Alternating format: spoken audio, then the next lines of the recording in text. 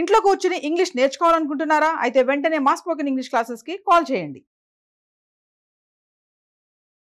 నమస్తే, welcome back to Suman TV. నేను మీ సంజయ్. ఈరోజు మనతో పాటు ఉన్నారు competitive exams trainer and mentor S Dhanunjay గారు. సార్తో మాట్లాడి కొన్ని విషయాలు తెలుసుకుందాం. నమస్తే సార్. నమస్కారం అండి. సార్, బయట చూసుకుంటే చాలామంది స్టూడెంట్స్ కాంపిటేటివ్ ఎగ్జామ్స్కి ప్రిపేర్ అవుతుంటారు. కానీ వాళ్ళలో ఎక్కువగా గమనించిన విషయం ఏంటంటే చాలామంది ఏళ్ల తరబడి ప్రిపరేషన్లోనే ఉంటారు తప్పితే వాళ్ళకి జాబ్స్ రావడం అనేది తక్కువగా అనిపిస్తుంటుంది. అసలు ఎందుకు ఇంత పొరపాటు జరుగుతుంది? ఎక్కడ పొరపాట్లు అవుతున్నాయి అంటారు వీళ్ళకి? జనరల్గా మీరు చెప్పే పాయింట్ రైట్. ఇది ఈ రోజు సమస్య కాదు, ఇది ఎన్నో సంవత్సరాలు బట్టి, ఇంకా చెప్పాలంటే ఎన్నో దశాబ్దాల సమస్య అనమాట. సో కాంపిటేటివ్ ఎగ్జామ్ వచ్చేసరికి ఎందుకు అంత లేట్ అవుతుందంటే ఫస్ట్ ఆఫ్ ఆల్ మనకున్న బలం తెలుసుకొని మనము ఈ కాంపిటేటివ్ ఎగ్జామ్ ఉన్న అవకాశాలు తగ్గట్టుగా మనం సెలెక్ట్ చేసుకోవాలి దేనికి ప్రిపేర్ అవ్వాలని చెప్పేసి. ఫస్ట్ ఆఫ్ ఆల్ సపోజ్ మీకు చెప్పాలంటే ఇప్పుడు మీరు ఉన్నారనుకుందాం, మీది సమ్ కాలేజ్ ఏజ్ అయిపోయింది ఆర్ కాలేజ్ ఏజ్లో ఉన్నారు, మీరు క్లారిటీ ఉండాలా అంటే మీరు దేనికి ప్రిపేర్ అవుతున్నారు. సపోజ్ మీకు ఇంగ్లీష్ బావచ్చు, మ్యాథమెటిక్స్ బావచ్చు, అప్పుడు మీరు అనవసరంగా అంటే అర్థం ఏంటంటే మీ దగ్గర ఐక్యూ ఎక్కువ ఉంటే యూపీఎస్సీ వైపు వెళ్ళొచ్చు. UPSC wise every year calendar కాబట్టి ప్రాబ్లం ఉండకపోవచ్చు. కానీ మీరు స్టేట్ కాంపిటేటివ్ ఎగ్జామ్కి వచ్చేటప్పుడు ఏం చేయాలంటే మీకున్న బలం ముందు చెక్ చేసుకోవాలా. మీకు ఇంగ్లీష్ బావచ్చు, అంటే జనరల్గా అర్థం చేసుకుంటారు, మ్యాథమెటిక్స్ కూడా బాగా అర్థం చేసుకుంటారు, క్యాల్కులేషన్ పార్ట్ ఫాస్ట్గా చేయగలరు వితౌట్ కోచింగ్ ముందే అనే మీకు బలం అనిపించినప్పుడు నేను ఇచ్చే సలహా ఏంటంటే జనరల్గా మామూలుగా అయితే వీరు ఏదైతే మ్యాథ్స్ వెయిటేజ్ ఎక్కువ ఉంటుందో వాటిని సెలెక్ట్ చేసుకోవాలి. కానీ ప్రధాన లోపం ఏంటంటే వీరు కాస్త అలా రారు. జనరల్ కాంపిటేటివ్ ఎగ్జామ్లో భాగంగా ఇంటి నుంచి నార్మల్గా వచ్చేస్తారన్నమాట. ఓకేనా? అంటే వీరికున్న బలాన్ని వీరు ముందు పెట్టాలి, కానీ వీరు బలాన్ని మర్చిపోయి కాంపిటేటివ్ ఎగ్జామ్లోకి ఎంటర్ అయిపోతున్నారు. దానివల్ల ఏమవుతుందంటే నీ బలం బలహీనతగా మారిపోతుంది. ఎందుకని నీ బలం కేవలం కొన్ని ఎగ్జామ్స్కి మాత్రమే. నీకు మ్యాథ్స్ ఇంగ్లీష్ బాగా వస్తే ఎస్ఎస్సి ప్రిపేర్ అవ్వచ్చు, బ్యాంక్స్ ప్రిపేర్ అవ్వచ్చు, ఆర్ కానిస్టేబుల్ ఎస్ఐ ప్రిపేర్ అవ్వచ్చు, లేదంటే రైల్వేస్ ప్రిపేర్ అవ్వచ్చు. వాటికి ఇంగ్లీష్ ఉండకపోయినప్పుడు కూడా ప్రిపేర్ అవ్వచ్చు మ్యాథ్స్ వచ్చు కాబట్టి. సో ఈ టైప్ ఆఫ్ ప్యాటర్న్ ఎంచుకుంటే ఇవి ఇయర్కి ఎక్కువ నోటిఫికేషన్స్ కాబట్టి మీరు మినిమం ఒక ఇయర్లోనే సుమారుగా చాలా ఎగ్జామ్స్ రాయొచ్చు. అప్పుడు మీకు బెనిఫిట్ ఏంటంటే మీకు ఆల్రెడీ వీటి మీద కమాండ్ ఉంది కాబట్టి మీరు ఒక కోచింగ్ ఇన్స్టిట్యూట్లో జాయిన్ అయిన తర్వాత అక్కడ వినిన తర్వాత డైలీ ప్రాక్టీస్ చేస్తే 1.5 year or 1 year or 2 years maximum settle అయిపోతారు. ఓకేనండి. కానీ ఒకవేళ మీ బలం అది అయినప్పుడు మీరు గ్రూప్స్ కి ఎంటర్ అయ్యారు అనుకుందాం. ఓకేనా? గ్రూప్స్ కి ఎంటర్ అయితే 2 డ్రాబ్యాక్స్ ఉంటాయి, 2 కారణాలు ఉంటాయి. ఒకటి స్టూడెంట్ వైపు తప్పు ఉంటే, రెండవది గవర్నమెంట్ అనేది రెగ్యులర్ గా నోటిఫికేషన్ ఇవ్వదు. అదొక పెద్ద డ్రాబ్యాక్ గ్రూప్స్ వైపు వచ్చేసరికి. ఇప్పుడు మీరు ఏమవుతుందంటే సపోజ్ మీరు 2020లో వచ్చారు అనుకుందాం ఫీల్డ్లోకి, 2025లో ఫస్ట్ నోటిఫికేషన్ అనుకుందాం. ఓకేనా? మీరు ఏం చేస్తారు? 20లో వచ్చి గ్రూప్స్ వైపు ఇదంతా జనరల్గా ఒక ఓషన్ లా ఉంటుంది, అంటే లాట్ ఆఫ్ సిలబస్ ఉంటుంది. ఓకేనా? మీకు ఇక్కడ ఇందులో బలం ఏది? అందరూ ఈక్వల్ కదా ఇక్కడ. సో ఇక్కడ ఈ అందరూ ఈక్వల్ అంటే ఏమవుతుందంటే ముందొచ్చిన వాళ్ళు మీకంటే కొద్దిగా బాగా చదవడం, ఎక్కువ రోజులు చదవడం వలన మీరు ఎంత కష్టపడినప్పటికి కూడా మీకంటే వాళ్ళకి అడుగు ముందు కష్టపడడం వల్ల ఏమవుతుందంటే జనరల్ సిలబస్ అయిపోవడం వల్ల అందరికి ఈక్వల్ అయిపోతుంది. ఇక్కడ బలం లేదు, బలహీనత లేదు, ఏవి గ్రూప్స్ వైపు. సో దానివల్ల ఏమవుతుందంటే ఒకటి నోటిఫికేషన్ లేట్ గా రావడం, రెండవది మీరు డైరెక్ట్ గా ఒక 4-5 years ఫస్ట్ ఎగ్జామ్ రాస్తున్నారు, అంటే ఈ ఇయర్స్ మొత్తం వేస్ట్ అయిపోయినట్టే కదా. ఇప్పుడు రాసిన తర్వాత మీకంటే కొద్దిగా ముందు వచ్చిన వాళ్ళు గతంలో తప్పులు చేసిన వాళ్ళు సెటిల్ అయిపోతున్నారు, మీకు నెక్స్ట్ ఛాన్స్ వస్తుంది. నెక్స్ట్ ఎప్పుడు? మరొక 3-4-5 years తర్వాత. అంటే మీరు 21కి వస్తే ఏజ్ లో 30 అయిపోతుంది. గ్రూప్స్ లో ప్రాబ్లం అదే వస్తుంది అనమాట. 2 కారణాలు చెప్పాను. స్టూడెంట్ వైపు మిస్టేక్ ఉంటుంది. కారణం ఏంటంటే వీరు వచ్చిన తర్వాత వీరు బలం తగ్గట్టు ఎంచుకోలేదు, అదొక పెద్ద మిస్టేక్. రెండవది వచ్చరికి ఏమైంది? గవర్నమెంట్ రెగ్యులర్ నోటిఫికేషన్ ఇవ్వకపోవడం. ఈ 2 కారణాలతో వీళ్ళకి ఇక్కడ లేట్ అయిపోతుంది గ్రూప్స్ వైపు. కాబట్టి నేను చెప్పేది ఫైనల్ గా ఇవి జనరల్ కారణాలు. ఇంకొకటి ఉంటుందండి, ఇంకొకటి ఏంటంటే ప్రధాన కారణం వీరు వచ్చిన తర్వాత వీరు చేయవలసిన పని ఏంటంటే సపోజ్ త్వరగా జాబ్ రావాలనుకుందాం. సపోజ్ ఒకవేళ వాళ్ళు వచ్చి ఒక 2 years అవుతుంది, ఇదే ఫస్ట్ ఎగ్జామ్ అనుకుందాం, కన్ఫర్మ్ జాబ్ రావాలనుకుందాం. జాబ్ రావాలంటే పోస్టులు ఎక్కువ ఉన్నప్పుడు ఎవరికైనా వచ్చేస్తారు, పోస్టులు తక్కువ ఉన్నప్పుడు కూడా జాబ్ రావాలంటే దీనికి ఒకే ఒక సొల్యూషన్ ఏంటంటే ఒకటి మీరు ఆల్రెడీ ఈ ఫీల్డ్లో నలిగిపోయిన వాళ్ళు, లేకపోతేనేమో ఇటువంటి మిస్టేక్ చేస్తే కన్ఫామ్ గా టైం ల్యాగ్ అయిపోతుందని తెలిసిన వాళ్ళు, నథింగ్ బట్ వాళ్ళని మెంటర్స్ అని పిలుస్తారు అన్నమాట. కొద్దిగా ఓపిక తెచ్చుకొని మెంటర్స్ దగ్గర మెంటర్షిప్ తీసుకుంటే ఓకేనా మీకు 8 years లో రావాల్సిన గ్రూప్స్ అనేది ఓకే, వాళ్ళు వాళ్ళ ఎక్స్పీరియన్స్తో మీకు టైం తగ్గిస్తారు కాబట్టి ఒక 2 or 3 years లో వచ్చే ఛాన్స్ ఉంటుంది. Okay sir. And one thing sir, ఇప్పుడు నార్మల్గా ఇక్కడ చూసుకుంటే తెలుస్తుంది మీరు అన్నట్టుగానే నోటిఫికేషన్ అనేది 2-3 years గ్యాప్ వచ్చేస్తుంది, చాలా టైం పడుతుంది. అండ్ అంతేకాకుండా పాస్ట్ ప్రిపరేషన్లో ఉన్న వాళ్ళకి జాబ్లు వస్తున్నాయి కానీ న్యూ ప్రిపరేషన్ ఉన్న వాళ్ళకి జాబులు రావట్లేదు. అసలు ఈ తరహాలో చూసుకుంటే ప్రిపరేషన్ పరంగా మంచి స్ట్రాటజీ ఏముందంటారు? ఒక ఆర్ట్స్ బేస్డ్ స్టూడెంట్కి ఏం చెప్తారు, మ్యాథ్స్ బేస్డ్ స్టూడెంట్కి ఏం చెప్తారు మీరు? అంటే ఇప్పుడు మీరు చెప్పిన దాంట్లో ఒక పెద్ద మిస్టేక్ ఉంటుంది, మనం బ్లేమ్ అవ్వకూడదు. ఎలా అంటే పాతగా వచ్చిన వాళ్ళకే సీనియర్స్కి జాబులు వస్తున్నాయి అనేది కరెక్ట్ గా. పాతగా వచ్చి తప్పులు చేసే వాళ్ళు తప్పులు చేస్తున్నారు. ఓకే, ఏమని సెలక్షన్ ఆఫ్ బుక్స్ అంటే తెలుసుకున్న వాళ్ళు పాస్ అవుతున్నారు. పాతగా వచ్చి మిస్టేక్స్ రెక్టిఫై చేస్తున్న వాళ్ళకి ఈజీ అయిపోతుంది. కొత్తగా వచ్చి ఇటువంటి వే మెంటర్షిప్ వేలోనో లేకపోతే బాగా తెలిసిన వాళ్ళ గైడెన్స్, పేరెంట్స్ గైడెన్స్ ఉంటే వీళ్ళకి జాబులు వస్తాయి.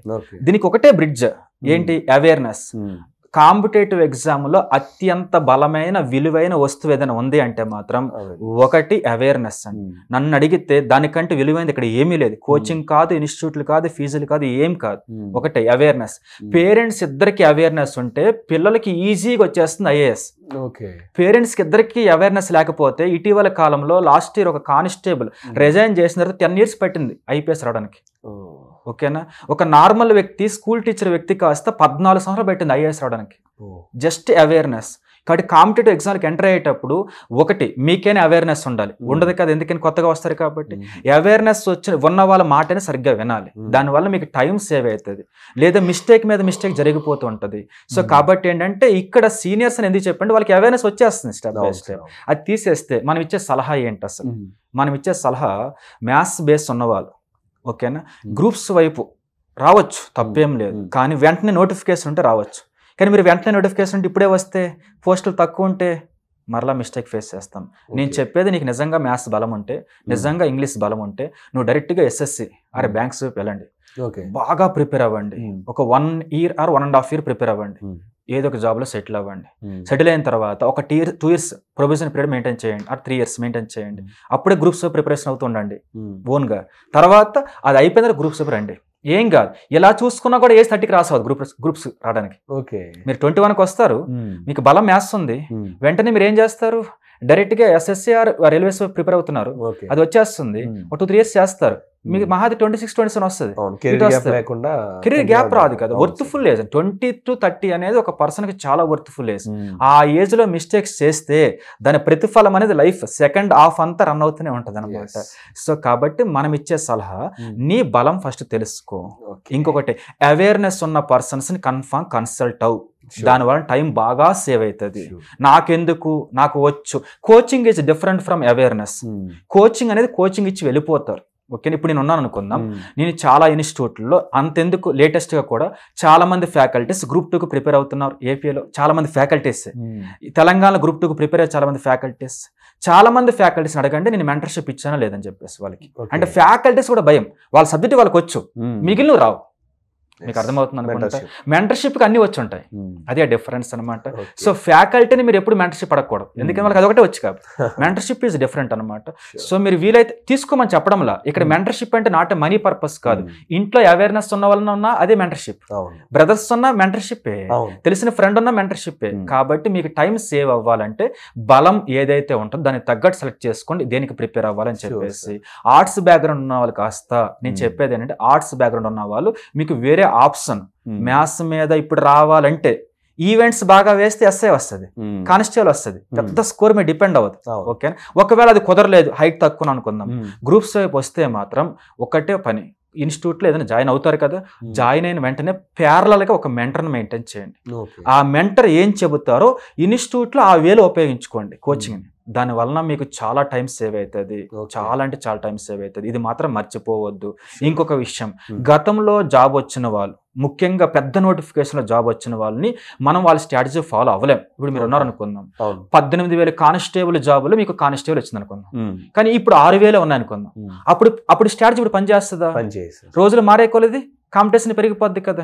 పేపర్ ప్యాటర్న్ కూడా మారిపోద్ది. 1000 Group 2 ఉన్నప్పుడు, 1000 ఎగ్జిక్యూటివ్ Group 2 ఉన్నప్పుడు మీకు Group 2 జాబ్ వచ్చింది అనుకుందాం. ఇక్కడ 200 ఎగ్జిక్యూటివ్ ఉన్నప్పుడు ఆ స్ట్రాటజీ పనిచేస్తుందా? పనిచేయదు. కాబట్టి నేను చెప్పదలుచుకుంది ఏంటంటే, స్ట్రాటజీ అనేది, అవేర్నెస్ అనేది ఎలా ఉంటుందంటే కాలం తగ్గట్టు మారుతూ ఉంటుంది. సో పాత స్ట్రాటజీస్ ఫాలో అవ్వద్దు. ఓకేనా? సో మనము ఏం చెప్పదలుచుకున్నాం అంటే, మిస్టేక్స్ స్టూడెంట్స్ వైపు ఉంటాయి, వాళ్ళ బలం తెలుసుకోకపోవడం, గవర్నమెంట్ నుంచి మిస్టేక్ అనకూడదు కానీ లేట్ అవుతూ ఉంటుంది. సో ఈ రెండు ఉంటాయి. సలహాలు, ఎవరు బలం తగ్గట్టు వాళ్ళు ఎంచుకోవాలా, అవేర్నెస్ ఉన్న వాళ్ళని కాస్త సెలెక్ట్ చేసుకోవాలా. సెలెక్షన్ ఆఫ్ బుక్స్ చాలా చాలా ఇంపార్టెంట్. ఏ బుక్ పడితే ఆ బుక్ ప్రిపేర్ అవుతే ఎగ్జామ్కి పనికిరా. చిన్న ఎగ్జాంపుల్ చెప్పి క్లోజ్ చేద్దాం. లేటెస్ట్గా తెలంగాణ గ్రూప్ 2 గ్రూప్ 3లో ఎకానమీ పేపర్ ఒక 150 మార్క్స్ పేపర్. అది అందులో సమ్ మిక్స్డ్ ఆఫ్ సిలబస్ ఉంది. అది 150 మార్క్స్ పేపరు. నేను అడిగాను అనమాట ఎగ్జామ్ అయిపోయిన తర్వాత, ఎవరిని కొంతమందిని వస్తుంటారు కలుస్తుంటారు, వారు ఒక ఆయన అన్నారు, సార్ నాకు 127 దాకా వస్తున్నాయి సార్ అన్నారు అనమాట. చాలా మంచి స్కోర్ అండి అన్నాను. అతను యూపీఎస్సీకి ప్రిపేర్ అయ్యాడు. ఓకే, బాగానే ఉంది. ఇంకొక ఆయన వచ్చి అంటారు, ఒక ఫ్యాకల్టీ వచ్చి, సార్ ఎకానమీ పేపర్లో నాకు ఒక 119 వస్తున్నాయి సార్ అన్నాడు. చాలా మంచి స్కోర్. మన స్టూడెంట్ ఒక ఆయన వచ్చి మెంటర్షిప్ అబ్బాయి వచ్చి అడిగాడు అనమాట, ఏమైనా సార్ నాకు 116 వస్తుంది. మంచి స్కోరే, కాదనడం లేదు. ఒక వ్యక్తి వచ్చి అన్నాడు అనమాట, సార్ నాకు మిస్టేక్ ఎక్కడ జరిగింది, నేను 4 years నుంచి ఒక పుస్తకాన్ని చదివి ఉన్నా, అందులో ప్రతి వర్డ్ నాకు తెలుసు, కానీ నాకు స్కోర్ మాత్రం 90 కూడా రావట్లేదు. మిస్టేక్ ఎక్కడ? Selection of books. మీకు అర్థమైంది? ఇక్కడ హార్డ్ వర్క్ కాదు, మిస్టేక్ సెలెక్షన్ ఆఫ్ బుక్స్ లో కూడా ఉంటుంది అనమాట. వీళ్ళు చదివేటప్పుడు వీళ్ళు రిపోర్ట్లు సిలబస్ తగ్గట్టు చదివారు. ఎవరు ఇప్పుడు మన స్కోర్ చెప్పిన వాళ్ళు, ఎవరైతే కష్టపడ్డారో తక్కువ మార్క్స్ వస్తాయని చెప్పారు చూస్తారు, వారి సిలబస్ చూడాల, క్లాస్ చెప్పే వ్యక్తి ఏం చెబితే అది నిజమని నమ్మారు అనమాట. అందుకే మిస్టేక్ ఫేసెస్. మీరు ఉన్నారు అనుకుందాం, మీ గురించి మీరు ఎప్పుడు తప్పు చెప్పుకోరు కదా, లేదు కదా. మరి క్లాస్ ఇందాక అదే చెప్పాను, మెంటర్కున్న ఫ్యాకల్టీ డిఫరెన్స్. అది మెంటర్ నిజాలు చెబుతాడు, ఆ ఫ్యాకల్టీ వచ్చరికనేమో అన్ని వచ్చు. అంటే అతను తప్పు కాదు, అతని సబ్జెక్టు ఎస్, అతను తెలిసింది ఏదో బాగా చెప్తాడు అనమాట. తప్పు ఇక్కడ ఎవరిది కాదండి, చివరికి జాబ్ రావాల్సింది నీకే కదా. జాబ్ రావాలి కాబట్టి మిస్టేక్స్ ఏమైనా ఉంటే ముందే రెక్టిఫై చేసుకో. ఒకసారి ఏజ్ 25 క్రాస్ అయితే ఇలా చూసేలోపు 30 క్రాస్ అవుతుంది అనమాట. ఇదైతే నిజం. చూసుకొని ప్లాన్ చేసుకోండి. గ్రూప్ 1కి సంబంధించి ఏమైందంటే, ఒక ఆమె వచ్చారు, డైరెక్ట్గా రాగానే 23కి అనుకుంటా ఆమె డిప్యూటీ కలెక్టర్ వచ్చేస్తుంది అనమాట. అసలు ప్యాటర్న్ మిస్టేక్ ఎక్కడ, మందా వాళ్ళదా? ఎందుకని భయంకరంగా చదివాం కదా మనం. అప్పుడు అబ్జర్వ్ చేస్తే రెండు అర్థమైన, ఒకటి లాంగ్వేజ్ ఆఫ్ ఎగ్జామ్ మోడ్, నేను తెలుగులో రాస్తాను, వాళ్ళు ఇంగ్లీష్లో రాస్తారు. పాయింట్ నెంబర్ 1, దాంతో ఎక్కువ రాయొచ్చు వర్డ్స్. రెండోది, వాళ్ళ పేరెంట్స్ స్కూల్ టీచర్లు. సో ఆమెను ఇంటర్మీడియట్ డైరెక్ట్ గా స్ట్రాటజిక్ గా గైడెన్స్, ఇంటర్మీడియట్ నుంచి వాళ్ళు ఈ ఐఐటి వైపు కాకుండా, అంటే ఎంపీసీ వైపు కాకుండా అటు పంపించారు, ఆర్ట్స్ వైపు. అంటే ఇంటర్మీడియట్ నుంచి కూడా ఆమెకి గైడ్ చేసేస్తున్నారు. ఆ ఏజ్ అంటే ఆ 5 years ఏజ్ అనేది ఇక్కడ కవర్ అయ్యింది, దాంతో ఈక్వల్ అయిపోతుంది కాంపిటీషన్. సో ఇటువంటి స్ట్రాటజీ చాలా మెయింటైన్ చేస్తున్నారు.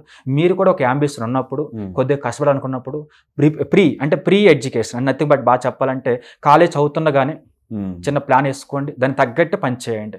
ఇంకొక నిజం చెబుతున్నా, బలంగా కాంపిటేటివ్ ఎగ్జామ్ ప్రిపేర్ అయిన వారికి జాబు రాకుండా మిగిలిపోయినట్టు చరిత్రలో లేదు. సీరియస్గా ప్రిపేర్ అవ్వాలా. కొంతకాలం లేట్ అవ్వచ్చు, గ్యారంటీగా వస్తుంది. ఓకేనా?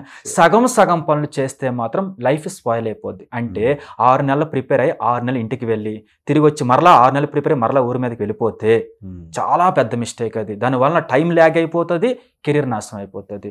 Continuation, stability, continues and hard work and smart work and awareness, 5 pillars, guarantee job వస్తుంది. Thank you sir, thank you very much sir. Okay.